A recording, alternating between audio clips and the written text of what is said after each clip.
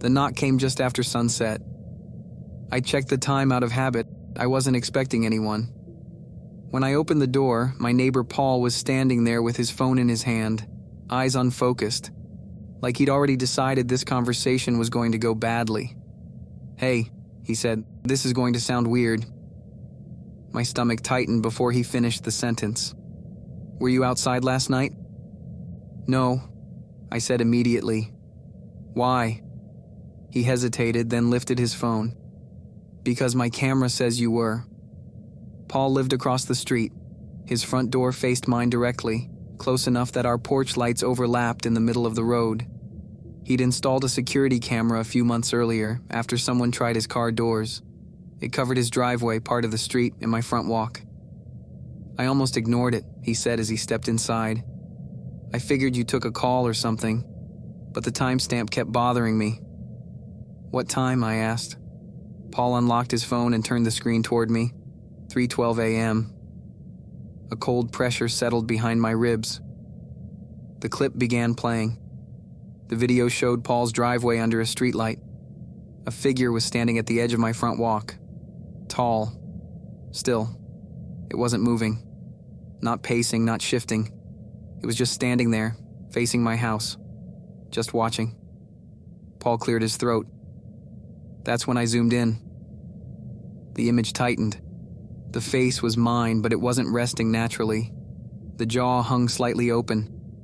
The eyes were stretched wider than they should have been, unblinking, fixed on my front door. "I was asleep," I said. Paul nodded quickly. "That's what I would have thought, so I checked the rest." He scrubbed forward. 5 minutes passed and fast forward. 10, 15. The figure never moved. At 3:27 a.m., the head tilted, slowly, like it had heard something inside the house. Then it stepped backward. It didn't turn around. It walked backward off frame, never breaking eye contact with the door. The clip ended. "There's something else," Paul said quietly. He pulled up another video. This one was from 3:11 a.m. The street was empty. Then, on the very next frame, the figure was already there, standing in front of my house, perfectly still. "It didn't walk into frame," Paul said. "It was just there. And that's not all. It didn't just happen last night," he said. "There's more." I asked him to send me everything. That night, alone on my couch, I watched the clips again, over and over. That's when I noticed the detail Paul hadn't. Each night, the figure was closer to my door, not by steps, by inches. The next night, I stayed awake. At 3:12 a.m., my phone buzzed. A message from Paul. "I'm sorry, I just saw it again." A video followed.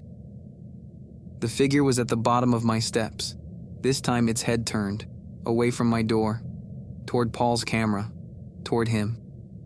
The figure raised one finger slowly and pointed. The clip cut off. Paul called immediately. "I didn't go outside," he said, breath shaking. "I didn't open the door, I just watched it." "Did it leave?" I asked. "I don't know," he whispered. "My camera doesn't show your door." I didn't move. Minutes passed. Then another file appeared on my phone. A still image. My porch light was on. My front door was open. And standing just inside the doorway was me, facing inward, as if I'd already gone inside. I didn't sleep after that. But every morning since, at 3:12 a.m., my phone vibrates once. No notification, just a vibration. When I check the front door, the lock is warm. And when I look at my reflection in the glass, the version of me staring back is standing outside.